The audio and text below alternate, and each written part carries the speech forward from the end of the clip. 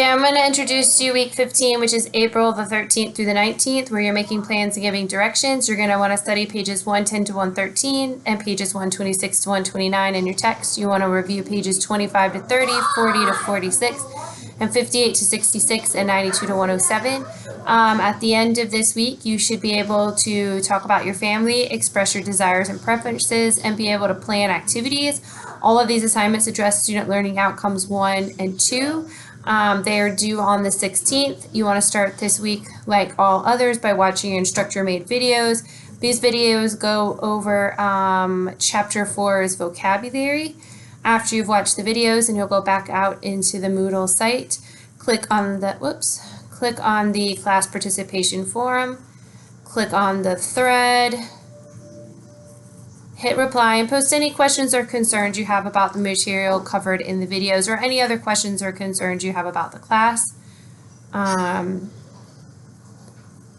right, my internet must be running a little slow.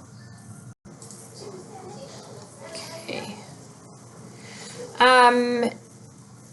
Okay, so then you would want to, you also have assignment 14 where you're going to visit my language labs and complete SAM 401, 402, 419, and 419. So when you're ready, you'll click on my language labs. It will take you out here.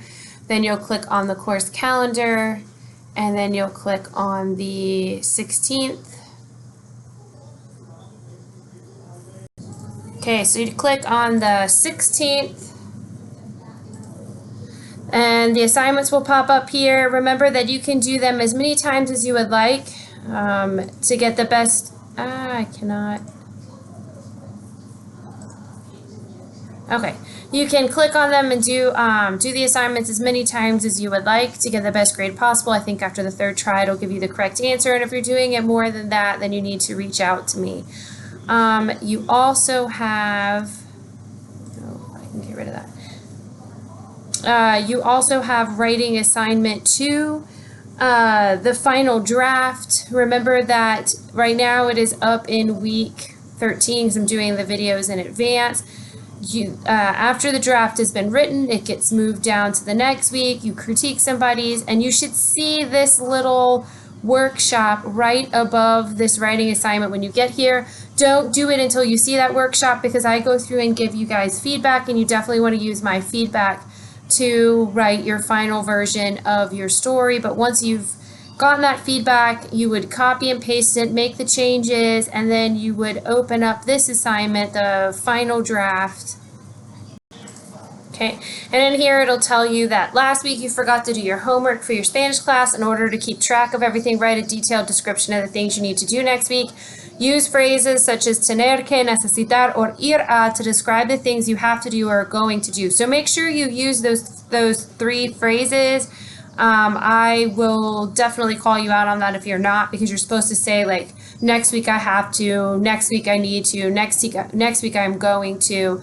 So you just talk about your class schedule, like what classes you have to go to or what assignments you have to complete for a class, your work schedule, plans with your friends, any other activities that you do on a regular basis. And I realize right now that we're in quarantine, so this assignment may be a little bit may not be the best one for right now. So you might want to write it as if it was a month ago, and talk about things that you would be doing on a regular basis, as opposed to what we're doing right now, which is most of us.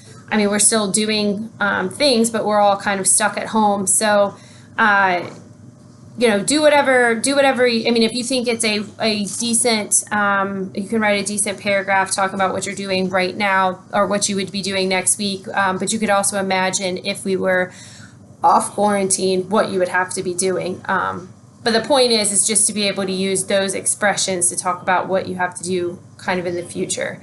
And then when you're ready, you'll hit submit, and you'll paste your writing, and then you'll send it to me. And that's everything that you should have to do for this week.